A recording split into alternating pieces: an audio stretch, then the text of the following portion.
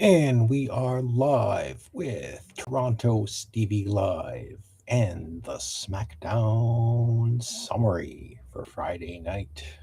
The go home show to Clash in Italy. Quick reminder, like and subscribe to my YouTube channel. It's um it's a nice little thing that I've got going, and I certainly hope that you enjoy this. And we have Mr. Jobo, Anthony. How's it going? You were in and out of in your head tonight very quickly, probably in record time. Um, and also, yes, Friday Night Delight in Your Head Wrestling Radio. I was on earlier tonight, so check that out on YouTube and Facebook and wherever you get In Your Head Wrestling Radio. We're trying to, the shows are shorter and quicker and more streamlined, but we have a dedicated Headyverse that shows up every week with Nasty Neil, Vic Schiavone, Michael Petrelli, myself, Ludite, um, and Anthony Chobo showing up. And we like to see more of the Headyverse show up. Oh yes, Nikhil, who was like in England, made a quick stop, and he said that he would come on more often. So if you are in the other time zones like London, England, which is about 5 hours ahead, we'd really like it if you would chime in and visit in your head. But the go home show to Clash in Italy came from Barcelona, Spain for SmackDown.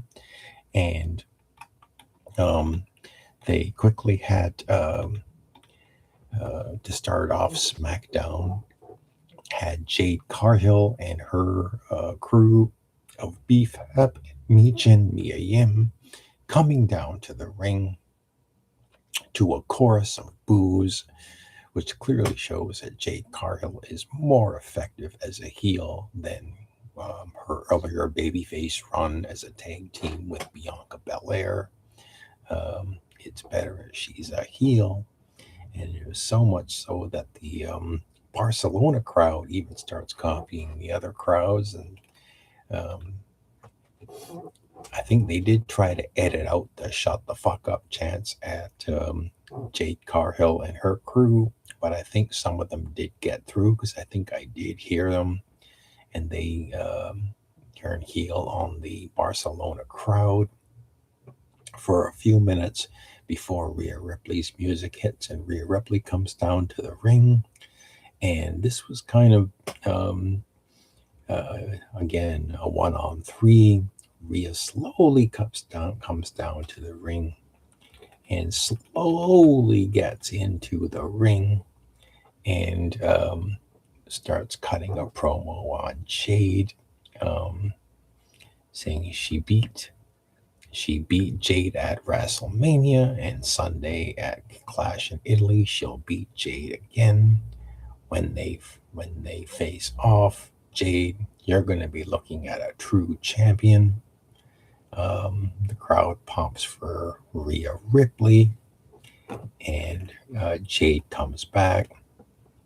And before the 3-on-1 assault can take place, then both Charlotte Flair and Alexa Bliss got their entrances, and Rhea Ripley just jumped on the top turnbuckle and sat on the top turnbuckle while Charlotte Flair and Alexa Bliss came in down to the ring, down the rampway, and into the ring.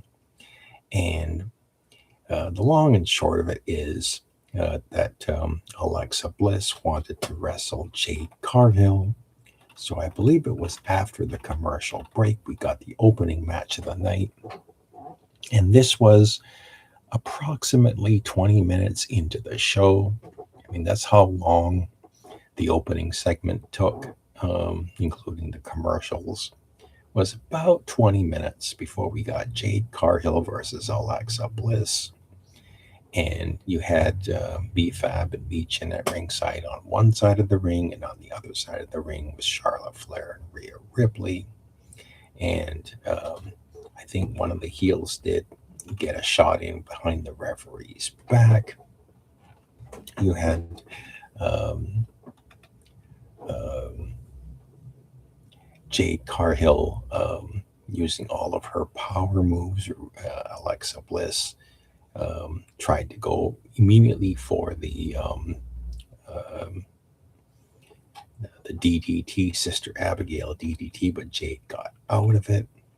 And nonetheless, after I think it was BFAB tripped up Alexa Bliss, and this basically brought Charlotte Flair and Rhea Ripley came around from the other side of the ring and started brawling with BFAB and Michin.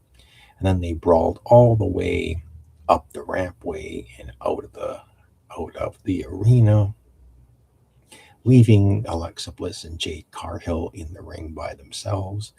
And this basically, uh, Alexa tried to go for her Twisted Bliss move, but I think Jade stopped her and just picked her up and gave her the Jaded and pinned her 1, 2, 3 in the middle of the ring. And after the match, then Jade Carhill got out of the ring, and I think she went under the ring to grab a chair and bring a chair into the ring. And this brought back Charlotte Flair and Rhea Ripley, and they quickly ran into the ring to make the save, and Jade didn't get to use the chair. But Jade Carhill has been booked very strong in this feud, beating up Rhea Ripley a couple of times. But my bold prediction for Clash in Italy is that I think that Rhea Ripley is going to retain her title, and Jade Carhill really, I think I wouldn't be surprised if you saw her going after the women's U.S. title held by Tiffany Stratton. It wouldn't surprise me at all if BFAB and Michin went after the women's tag team titles, because I'm just thinking that Jade's time in the world title picture, the WWE women's title, is probably going to be finished at Clash in Italy, with Rhea Ripley getting the win. Bold prediction. So backstage, I think it was Kathy Kelly interviewing Cody Rhodes when Cody's interrupted by Sami Zayn. Now, I missed last week's SmackDown. I think there was a match between Sami Zayn and Cody Rhodes in which Gunther tried to interfere in the match, but nonetheless, Sami Zayn fell victim to the crossroads and got pinned. And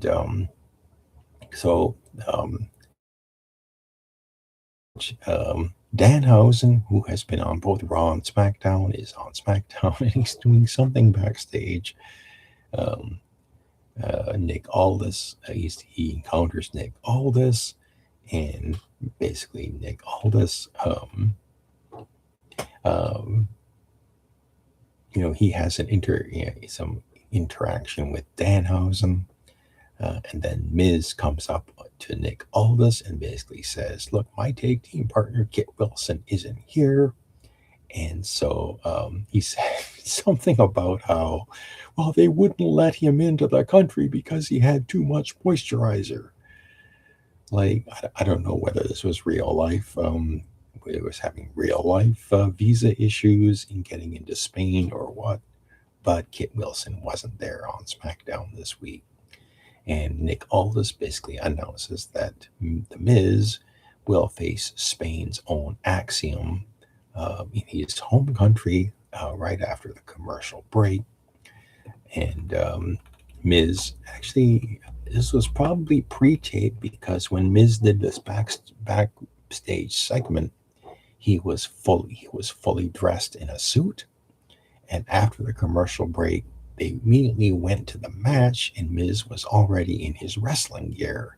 So I suspect this was a pre-tape earlier in the day.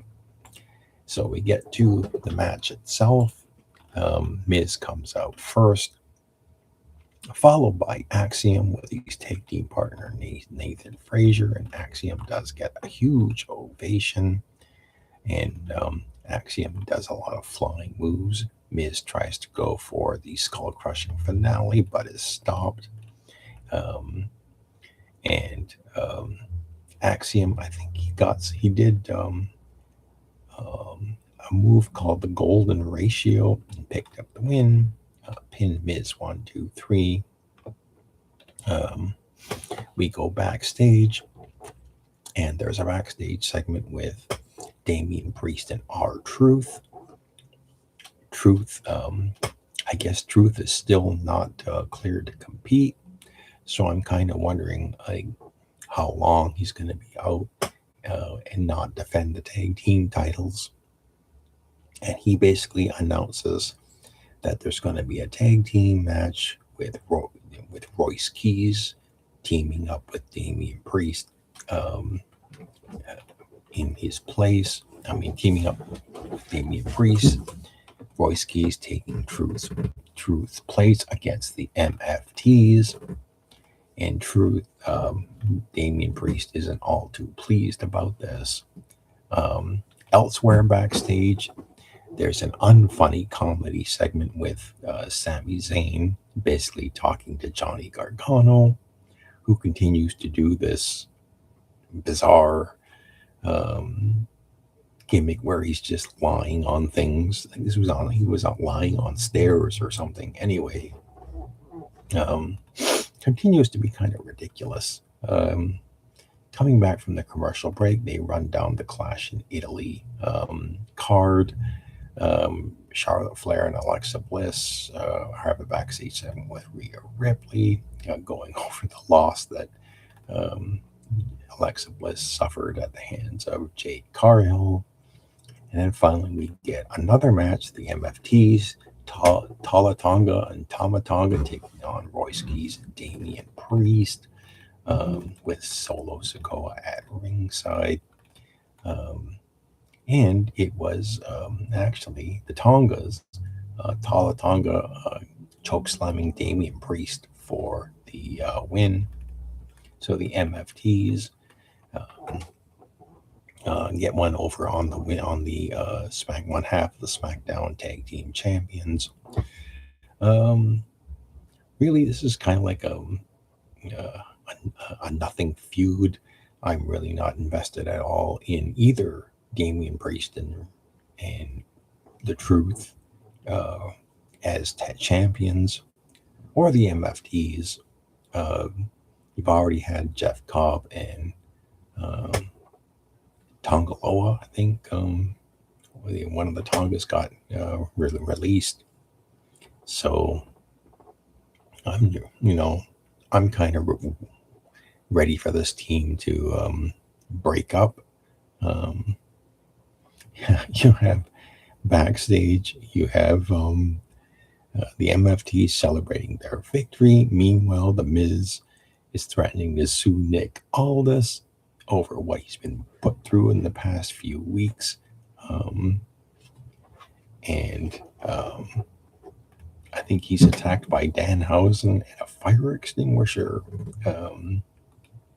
Coming back from the commercial break, there's a video package for the Roman Reigns, Jacob Fatu, Tribal Combat, and Clash in Italy. And then there's another backstage segment with Tiffany Stratton and Chelsea Green. So ever since Chelsea came back, she's been, I guess they're trying to turn Chelsea Green into a baby face now that her secret Hervis has, I'm not sure if Piper Niven has been released, or I can't remember if Piper Niven was one of the released or whether she's injured, what happened. But if anybody has any idea what happened to Piper Niven, let me know. Put it in the comments, because I haven't seen her on TV. And Chelsea Green is now with Tiffany Stratton. There's a video package hyping up the El Grande Americano feud, and they actually use like comic book. They use like comic books to coming alive to promote this match between the two and AAA. I believe it's on May the 30th, a mask versus mask match. Coming back after that, the next match, it's Sami Zayn versus Matt Cardona. And one thing I've noticed is that ever since Matt Cardona has come back, he has lost more matches than he's won. I think I can only recall one time that Matt Cardona won a match since coming back to WWE. Most of the time that you see him on television, he puts over his opponents, and this match was no exception. Matt Cardona did go for the Rough Rider. I think he even hit it one time, went for a pinfall, but Sami Zayn got his foot on the ropes, so the referee had no choice but to break up the count. Nonetheless, Sami eventually hit the haluva kick and pinned Matt Cardona, winner of the match, Sami Zayn. So he's celebrating. And then it was at the commentary team, Joe Tessitore and Wade Barrett were talking about how I think it's next week, the King and Queen of the Ring tournament starts. And they basically announced that the winners, it'll end in Riyadh, Saudi Arabia at Night of Champions. And I think the winners also will get title shots. The King and Queen of the Ring will probably get a title shot, I guess, depending on which brand they're on. If someone's from Raw, they would go after the world champion and the women's world champion. If they're on SmackDown, they go after the WWE women's champion, WWE men's champion. So backstage, Trick Williams and Lil Yachty are backstage and coming back from the commercial break. I think then they head to the ring, and this was another kind of long, annoying talking segment. We had I think it was Carmelo Hayes and Ricky Saints coming down to the ring. But first, before they did, Trick Williams basically came down to the ring to announce that he was entering the King of the Ring tournament. And it would be interesting if Trick became the King of the Ring and got a shot at Cody Rhodes, champion versus champion. That certainly would be a worthwhile finish for later in the year. And one thing I did notice in this segment, I thought it went, I wasn't invested in it, but both Ricky Saints, the former Ricky Starks from AEW, and Carmelo Hayes are really small guys compared to Trick Williams. Trick towered over both of these guys, and I was kind of wondering how tall Trick Williams is. And so I'm doing a quick Google search, and there's actually on Wikipedia, it says 32-year-old Trick Williams, Matrix Bolton, I think that's what they say his name is. Build height 6 feet 5 inches tall, so he is a tall dude, 6'5". So Trick announces he's going to get in the King of the Ring, and both Ricky Saints and Carmelo Hayes want a shot at the U.S. Championship, and but instead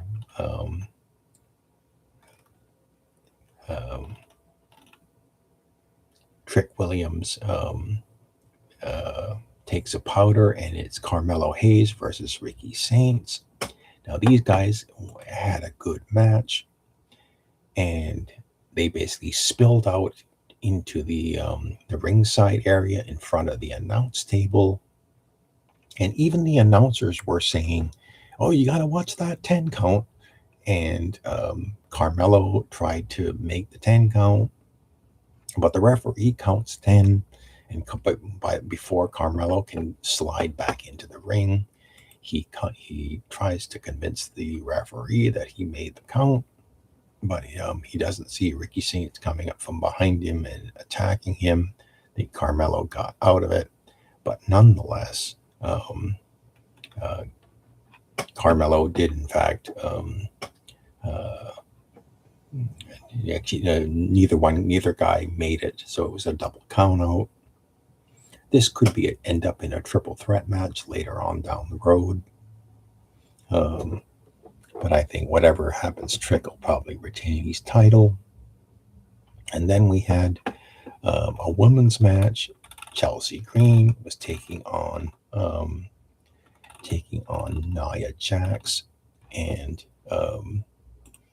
Nia Jax had Lash Legend at ringside. Nia Jax tried to go for her the bonsai splash, but she was distracted by Tiffany Stratton coming down to the ring, and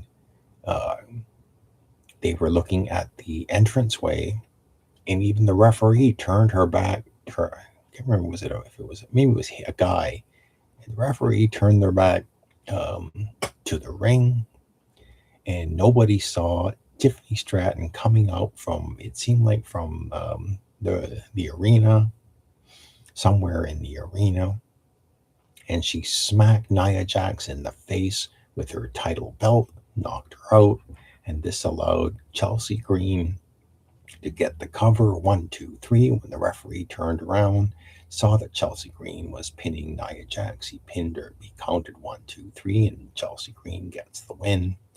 Yet another example of babyfaces cheating to win a match. You never see that very much, but when it does happen, it does stand out. And I think that was it for the actual wrestling, because I think the main event segment, like I said, was just basically Gunther and Cody Rhodes cutting a promo.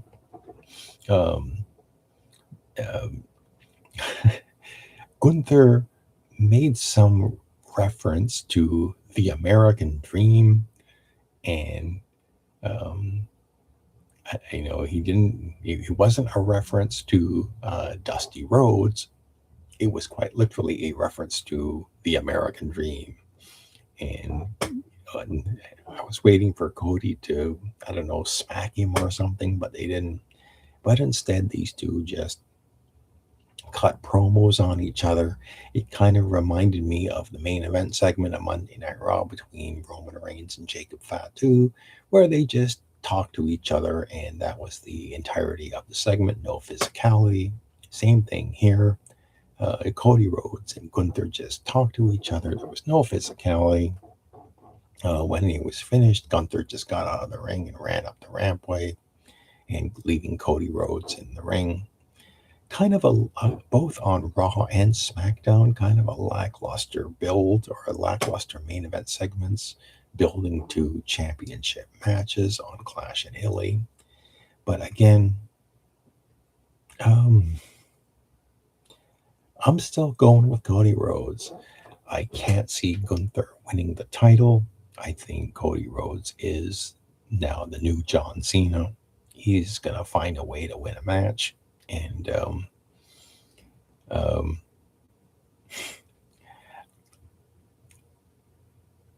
I'm going to go ahead and say this. I think the upset of the night is going to be Jacob Fatu beating Roman Reigns. I think, Roman Reigns is at a point where a loss won't hurt him. And I think it certainly would be, it would be a good idea.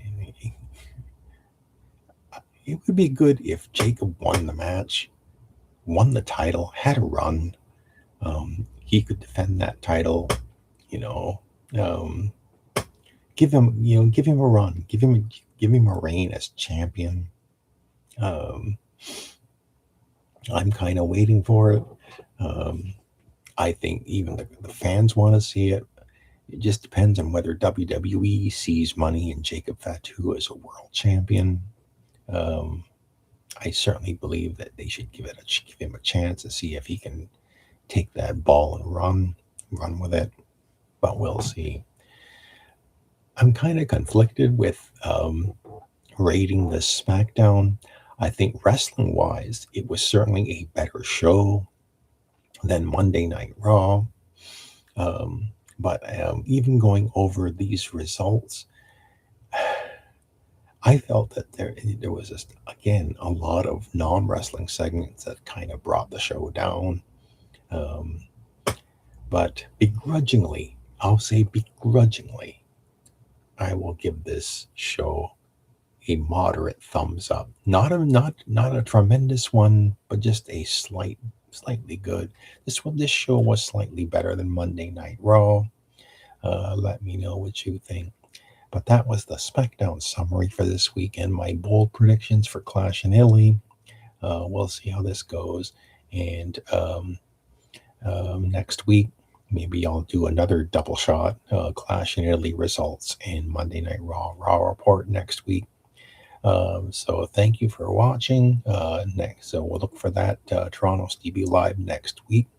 Next Friday, look for In Your Head Wrestling Radio. It's now Friday nights at 6:05 p.m. with Nasty Neil.